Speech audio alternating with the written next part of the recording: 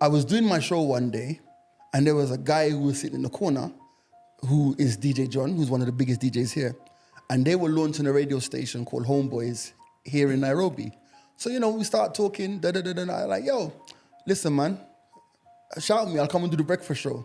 But it's just, how London is. Yeah, you just said it. We say it all the time. Bro, it was zero intention behind what I said. Zero intention. Every single culture, every single genre, every single expression has a pivotal moment, right? So, for example, it's like when you think about, if you talk about high life in Ghana, you're going to mention Reggie Rockstone, right? Yes. And the ones before him, right? Yes. If you talk about high life in Nigeria, you're going to mention Fela. Yes. Every music, if I talk about reggae music, you're going to talk about Bob Marley. Everything in life has a pivotal moment, right? What I think hasn't happened here, which almost happened when we had Camp Muller, was that pivotal moment. But we're in that pivotal moment now because Bien is doing his thing. And the thing about it is, if you look at Bien's growth over the last 12 years, remember, people see Bien now, like there'll be people who, like I go to Amsterdam, my brother's kids are playing Bien. Yeah. You get me? I'm not giving them Bien's album. Facts. They found it themselves. They found it themselves, yes. right? So they don't know the 20 years that he's done with Southeast Soul. People ask me where I get all my energy from. From the stage to the studio and to my desk. I am the energy god. And you can be one too. You're listening to Adeshokwe Live, the Afrobeats podcast. Welcome, ladies and gentlemen, boys and girls, to a brand new edition of Adeshokwe Live, the official Afrobeats podcast, live from Nairobi, Kenya. Of course, thank you very much for your subscriptions, likes, comments. Let's keep the numbers going up. The bigger our platform gets, the better we're in position to promote our own culture and our people without waiting for anybody to support us. This is supported by the Energy God Energy Drink. That's our own thing, for us, by us. Go to energygod.com, support the movement, iconic distro, support the movement. You got that. Now I'm in Nairobi, Kenya. I'm actually recording in a very important studio space owned by an innovator, a creator, an entertainer, a voice, a broadcaster, a personality, a risk taker, and I just had to sit him down. Yeah, Ladies and gentlemen, this it's my brother, G-Money. What's going on, my brother, man? Listen, first of all, thank you very much for letting me sit in your space. No, it's here for the culture, man. It's here to make sure that we can keep creating and we can keep just moving the culture, like you said, moving the culture forward, Absolutely, man. Yeah, man. A couple of years ago, before the pandemic, I had an Instagram account that I lost. Yes. And one of the pivotal voices that I was following in East Africa at the time was G-Money. Right. And your breakfast show, your radio show. Now, anybody listening would already hear the British accent. And I was following you because, your family via Yemi Alade and Tai. Because they always speak so highly of you, I appreciate it, man. Sir Prestige. Prestige as well, yes. Yeah. Who's like the governor of Kenya on the low. But Absolutely. Listen, like I said, I followed you since then. And one of the reasons I did were two reasons. Number one, your radio show and you guys kind of gave me an insight of what was going on in Kenya. Right. What the entertainment culture was like, what the music that people were listening to was like. And then number two, you had some crazy, interesting conversations in those rooms. But it didn't start in Kenya. That's where I want to go. So let's go back to where it started from. Wow. Brother. It started, so for me, originally, I was born in Northwest London. I'm a Halsden guy, 100%. NW10. NW10 Church Road. Come on. So I spent my first 10, 12 years in Church Road. And then my parents, as most Caribbean and African parents at the time, decided it was time for me to go home. So now I was taken to Jamaica to complete school. You know how our parents are in those days. Go get that tough education. You have to go home, Yeah. But for me, going back to Jamaica flipped a switch because when I went to Jamaica, I realized that I didn't actually like London that much. So when it was time for me, when I was 20 or 19, to go back to London, it was with a heavy heart. Wow. So for people who knew me around that time, they always kind of knew, like my friends will say, we knew you weren't going to stay here. Because I think Jamaica just opened up my eyes to my culture, to my music, to my food, to everything. So when you go back to London, although you can still find bits of your culture here and there, but it wasn't strong enough. You yearn it, So I went back to the UK. I started a pirate station in South London. It was called Baseline FM. Started with 6 other people. You know, eventually it wasn't making any money, so 6 became 2. Myself and another brother of mine from Nigeria called Patrick. So we persevered. Eventually we began to make money. I learned a lot about business with the pirate station because that's where I made all of my mistakes, you know, bringing in partners and this and that. Trying to get advertisers. So I learned a lot from that. But luckily, when I say luckily, you know, when I was on pirate radio, you know, people used to say, "No, you're good," right? Yes. But what people don't know is that I'm fascinated by the art of radio. I'm not just a presenter. Like, I've studied the history of it. I want to know where it's going. I want to know, you know, how it's going to evolve. Even today, how is it going to evolve and will it survive? So I'm a student of the media, of radio. So for me, when I was doing the pirate station, I configured it like a real station. So we had real sweeps and real jingles and real ad breaks. We had, you know, an identity. We had logos. We were doing it like, I was literally patterning it from Hot 97 in the States. So I'd go to New York, I'd tape the jingles, I'd come back, I'd cut them up to make them sound like they were ours and stuff. So eventually from that, we evolved, we grew, we're doing pirate radio. And then what happened? I got a little, you know when someone says the BBC are about to start a station? Yes. And shout out to DJ Semtex. Semtex was one of the first DJs who was signed for One Extra before it launched in the black station that BBC launched. Then it was called the home of new black music. Yeah. I think it's changed right now. Of course. Yeah. Those days it was the home of new black music. So Semtex and I, we go way back from even the pirate days because one thing I'll say about Semtex is he was one of the first industry people who actually put money into the pirate economy. Gosh. So when Def Jam and Sony were releasing albums, he made sure that they advertised on the pirates as well. Wow. So I always give him props because a lot of people don't say that nowadays, 20 years later. No, Semtex was one of the first people to put money into pirate radio from the corporate side. Wow. So when he came to London, because he's from Manchester, and we connected, we just hit it off immediately, you know? So then, you know, hey, our station, we were getting money from, you know, acts like Rage Against the Machine and all that. So Semtex, I will forever speak his name because he's one person who really, not only as a friend, but also as a mentor. Because if there's one thing you know about Sem is that he's very clear in what he wants to achieve and he's tenacious. So I really learned that from him. He made me realize that what you want is not gonna come and land in your lap. You're gonna go. You have to go to get it. So he said to me, he goes, yo, this One Extra, it's gonna be black music, it's gonna be digital, it's gonna be all of this. The guy who approached me was a guy called Ray Paul. I probably know Ray Paul. He's back now. You know Ray, yeah? Yeah, right. yeah. So Ray, Semtex said to me, yo, Ray's gonna be at this Cisco party, because Cisco was in town. Cisco was hot then. Bro, I can introduce you to him. Wow. So I get to the party, and anyone who knows me, I'm not really that most social person, right? So anyway, I go to the party. Ironically, the person who introduced me to Ray was actually Mike Anthony from Rampage, because he was already signed as well to One Extra. So I met Ray, and I gave Ray my number, as you do. Didn't hear from Ray for a year. Wow. So one day I'm in the record shop, because I used to run a record shop, and the phone rings and it goes, "Can I speak to G Money?" And I say, "Yeah, it's Ray."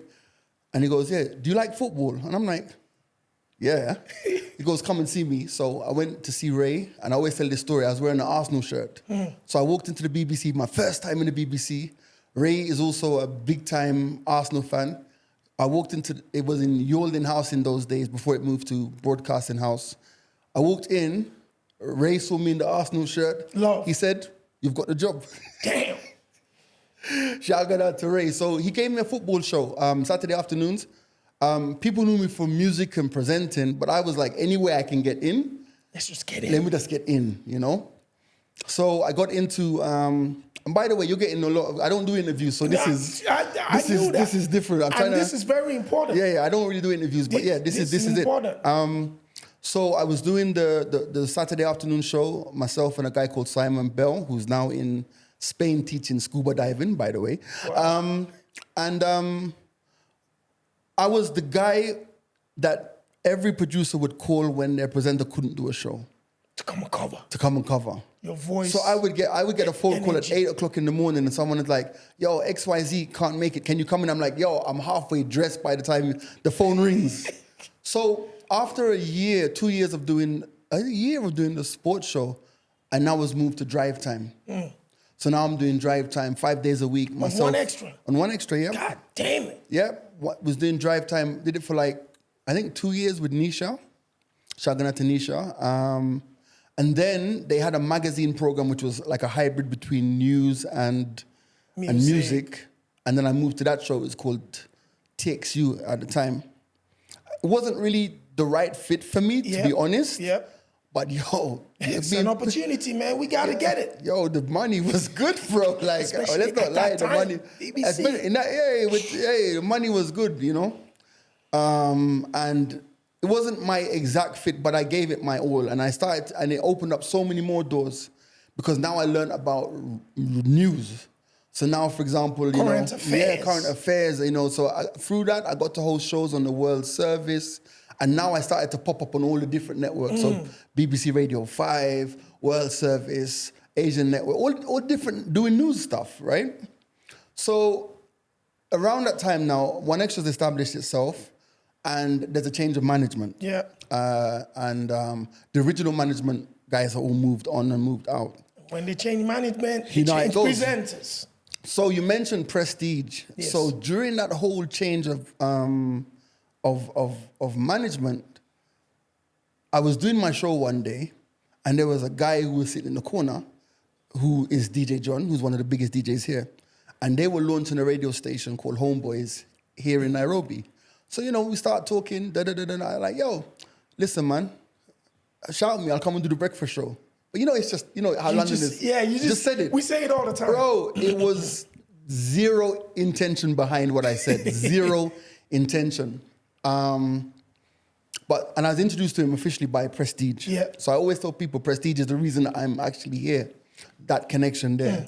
So we kept on talking, and he was like, in Nairobi the cost of living is much lower than London. We can afford to pay you this. I was like, dude, I'm earning 4 times that right now. So there's no reason for me to go. But I took a bet. Like I think I probably came on half the money that I was earning. Came out here. In fact, this studio you're sitting in now, Yes. John was the person who found me this house. Wow. So this was the first house. It's now a studio, but this is that the you first lived house in. that I lived in. Wow. So I lived in this 1 bedroom. It's a nice apartment, This though. is It's a nice apartment. I would leave London for this. I mean, the new one's nicer. Talk that talk. So because of that, it was a conversation. John kept on saying, can you come? And then I said to myself, you know what? It's October. It's about to be winter in the UK. Let me go to Kenya for 3 months, help these guys set up the station. And 3 months became a year. And then we had post-election violence when there was a disputed election here, 2007. 2007, yeah. And at that moment, this is now when I met people like Austin. In that moment, it was like, and Austin's the producer. He's the at the producer moment. here. In that moment, the choice I had to make was, if I go back to London, my authenticity is shredded. Because when we needed you, when we've invested in your show, we like your vibe, but the first sign of trouble, you've gone home. And now I'm getting phone calls because my grandma was still alive. Yo, we're watching on TV, Kenya's this. that. But I decided to stay. And we stayed through that whole situation there. And it just took off. I used what I learned at 1Xtra. I used what I learned from Pirate Radio and just governed connection between presenter and audience. Because the problem is that, prior to what we were doing at Homeboys, I think presenters were looked upon as icons. Yes. They're over there. Celebrities in a different world. Yes. Homeboys, we did things differently. We were in the smallest of clubs. We were we were out there. With the people. We were out there. The most important part of the piece. the logo then, the catchphrase then was representing the streets. So we were in the buses, we were in matatus, we were giving away mixtapes to the street. And that's where the love came from. So even to this day, the affinity that Homeboys enjoys now, the seeds were sowed all those years ago. I mean, now it's gone a different way and it's more corporate and more bureaucratic. But that's the seeds that were sown in those days. So Homeboys took off. Then there was a change of management. I'm giving you the short story, even though it's long. Change of management, change of direction, change of ideals, change of feeling. I stayed with the new company for, I think, 4 or 5 years. That's long enough, bro. It's long enough. And then it just got to a point where I woke up one day, and like you said, February. It was February. I think it was a time, February 2023. I just wrote my resignation. I was on air, and I just wrote my resignation. I sent it in. I didn't get a response. And then the program controller was like, no, but if you leave now, it's going to have so much disruption and this and this. And somehow they convinced me to stay. A lot of people are like, yeah, I'm sure they gave you more money. No, it was never about money. Radio has never been about money for me. It's been about what I enjoy doing. And so they convinced me to stay. I rescinded my resignation. And then this year, when I was called because my contract was coming to an end, and usually you have to go in and renegotiate. I went in, I'm like, yo, me, I'm good. It's okay. It's been good. I actually left like a month or two before I had to, but I just felt it was the right time, and it gave me a chance. I wanted to concentrate on the Good Company and what we're doing here. It's a media platform that you created. The Good Company, it's a massive YouTube channel, hundreds of thousands of subscribers. We produce like 10 items of content a week. That's crazy. We have sponsorships from the major betting companies, telecoms, banks, all sorts of people advertise with us. The only problem is these guys that you see in the background, the producers, my business partner Kevin, who you'll meet soon, they ran the company so well that by the time I left radio, I had nothing to do. You had nothing to do. So you felt like an extra pair of hands, itching to help somewhere. He'll tell you, I'd come in and I'd be like, why is that plug broken? And then chill out, man. Like it's been broken for like 9 months. You've just noticed it, now you have time. So for me, it was an experience, and it was hard at first to know you've given up this thing that you love doing for so long. Yeah. But then also, I can hear Dennis, but then also now transitioning into a time where you have so much time.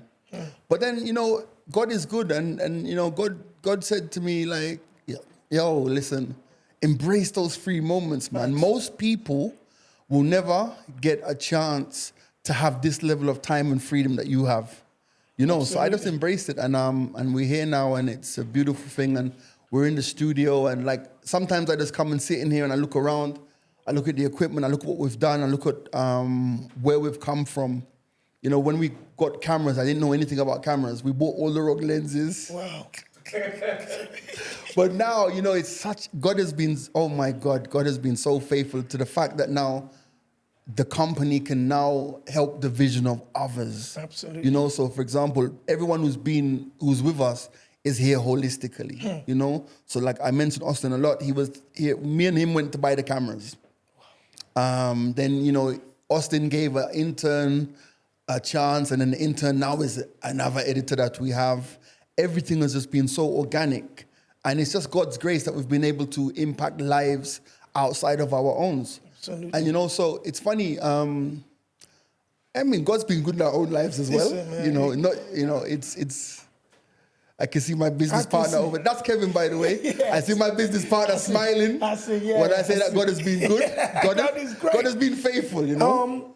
I just stole you for this conversation whilst we're waiting for another hero, African hero, that I'm going to bring on here. I'm going to ask you 4 questions, and those 4 questions will close out the interview, but they're very important questions.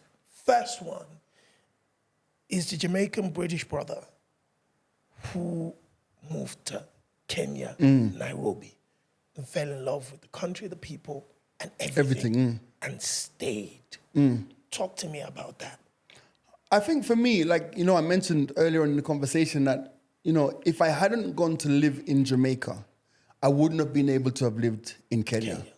Because you see, most of us, like, and I'll say as a British Jamaican, you know, most of us stay in that space. Facts. So, for example, you know, when I was growing up, I thought the only two places that us Jamaicans used to go to would be home to Jamaica or New York. Yeah, that's where it. family is. That's where it is. Yeah, Jamaica, it's New Queens. York. Yeah, exactly. It's Jamaica or New York. Yeah. But now going to live in Jamaica, it made me able to, like when I came here and there was a power cut.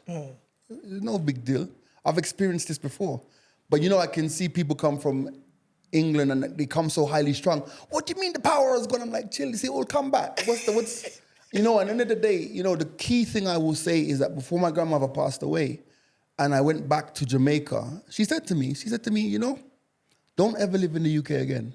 She told me. And she said, and my brother has said this as well, severally,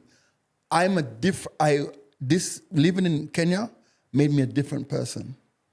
You know, it made me a different person. I looked at life differently. Like, you know, when I came from the UK, you know, I came with suitcases of designer from Prada, this, that, the other, those labels.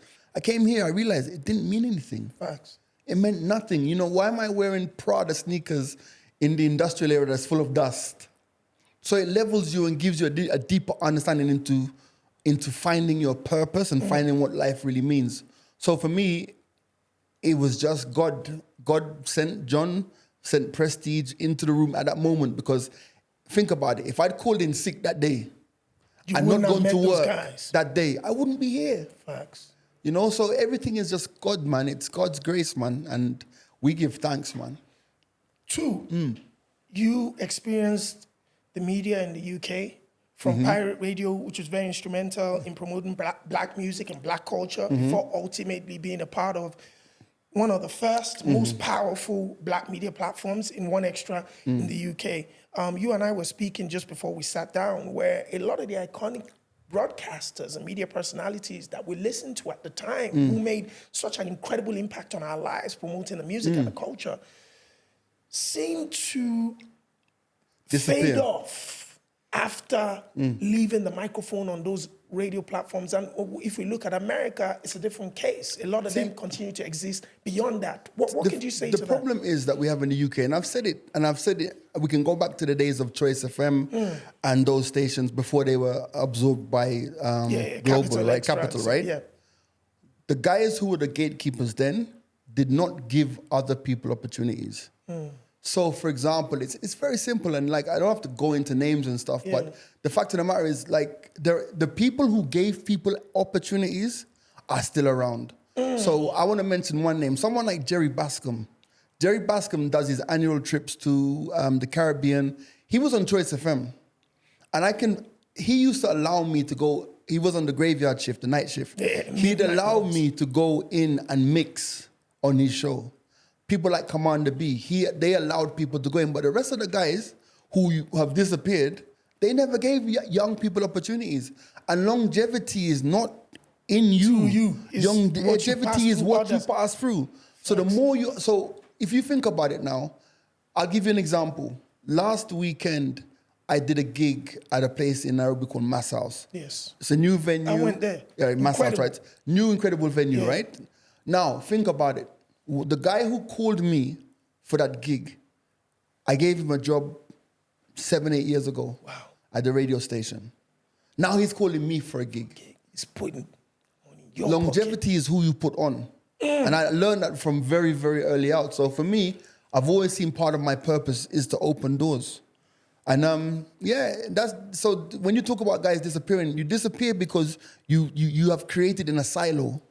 You've created behind walls. And now now that you're no longer relevant, nobody cares about you. Why would I care about you? Because I think you need help. It's like if your dad disappears when you're a kid and he comes back when you're old, you don't care. He's a stranger, you know? Longevity is who you put on. Absolutely. You know? Third one is Afrobeats, Afro-pop, Amapiano, African pop culture and pop music has exploded around the world. You and I spoke about that. We had some impactful moments, 2016, 2019, and beyond. Kenya has some of the most incredible musicians, in my opinion, some of the most right. amazing vocalists, some of the most amazing performers Facts. who can grab the microphone and entertain an audience that know nothing about their music and get a standing ovation. However, competing amongst the other African pop genres that are taking the continent global, Kenya seems to still be behind. And the conversation is, what can Kenyan musicians, what can us as well do to uplift that voice? What do you think is lacking, and what from the musicians and the industry, and what can the rest of the world in diaspora, what can we do to elevate the sound up? All right, so you're right. Kenya's got amazing musicians and crazy, amazing music culture. But you see, every single culture, every single genre, every single expression has a pivotal moment, right? So, for example, it's like when you think about, if you talk about high life in Ghana, you're going to mention Reggie Rockstone, right? Yes. And the ones before him, right? Yes. If you talk about high life in Nigeria, you're going to mention Fela. Yes. Every music, if I talk about reggae music, you're going to talk about Bob Marley. Everything in life has a pivotal moment, right? What I think hasn't happened here, which almost happened when we had Camp Muller, was that pivotal moment. But we're in that pivotal moment now because Bien is doing his thing. And the thing about it is, if you look at Bien's growth over the last 12 years, remember, people see Bien now, like there'll be people who, like I go to Amsterdam, my brother's kids are playing Bien. Yeah. You get me? I'm not giving them Bien's album. Facts. They found it themselves. They found it themselves, Yes. right? So but they don't know the 20 years that he's done with Southie Soul. So I genuinely believe that this is another pivotal moment. And through him, people will become more interested in what's happening in... I don't want to put pressure on him, but then again, Bien can take... Listen, I put pressure on him as well. You can't put pressure on Bien because he's the most unbothered person out there. But it's a pivotal moment. And I think at the end of the day, it's like, you know, we will get that international hit will come. And that crossover moment will come. You know, it's like if you think about Wizkid from his first album to Wizkid when guys knew about him, it's two different things, pivotal moments. Absolutely. Within Kenya as well, I think one thing that we really do need to work on and invest on is management and understanding the business, the business of music. Because if you're within a culture that turns you into a superstar on the basis of one record, on the basis of one viral hit, it's easy to become absorbed by ego.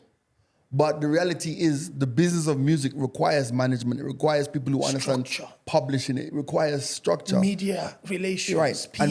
Yeah, exactly. You see, like, for example, big up Anyiko, right? Adekunle Gold, right? Adekunle, right? AG, right? Yeah. When he had his moment, his big hits a couple years ago, right? When he comes to Kenya, why does he know everybody in Kenya already? Because he came here 6 years ago on his own dime. Facts. To do the radio stations and to do all of this and all of this. Someone like Burner, I tell this story to this day. If it wasn't for Burner, I wouldn't know about artists like Jay Huz, like Kojo Funds. Because when Burner used to come here, and I tell you, me and Burner's story is the funniest thing. When Burner used to come here and we used to just chill, Burner is a guy who loves music. And he would just be sitting there, gee, how do you don't know this? How come you don't know this guy? How come you don't know this guy? How come you don't know this guy? This guy is mashing up in the UK. Pivotal moments, people who love music, who see beyond just what they're doing. So it's very important if you can see, like, Burner's always been talented. Yes. And when he used to come here, it's just him and his guys. But now you see, you can't, it's a whole movement. Pivotal moments, man. So we'll have our pivotal moment and it will change. Final question. You've done radio, you've created a good company. What is the future for G Money now? What do you see in the future? You know, whenever I'm asked that question, I didn't even see now.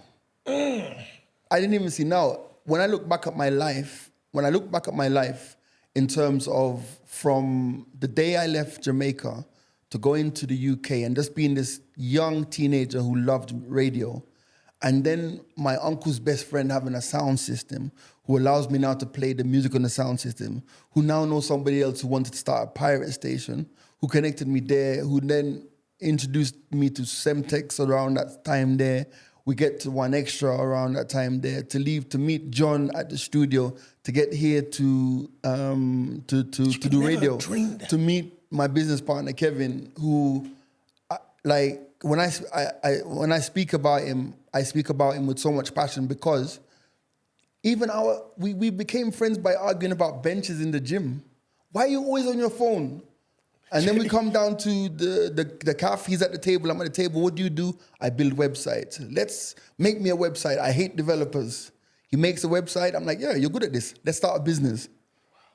It becomes the good companies, like getting out our dreams. We weren't doing none of this. So why would I worry about what's next? See, God's got us, man. Like, Facts. whatever's next is supposed to be next. And we accept it with God's grace. My brother, listen, yes, it was brief, but it's impactful. No worries, my G. knowledgeable and informative. And I want you to know, to get your flowers now, because what you're doing here in Kenya is not only impacting Kenya, it's impacting Africans around the world. I appreciate That's why that. I'm attached to that. No worries, man. And I really appreciate the opportunity for me to sit down here. But see, we didn't plan this. At all. God's grace. God's grace. There you go. Guys in the room, please give a round of applause to my brother, G-Money! Thank you. Easy. Respect. I appreciate it, bro. Easy, my G. Thank Bless. you so much. Respect. You're listening to Adeshokwe Live, the Afrobeats podcast. Right. Resume got that sauce.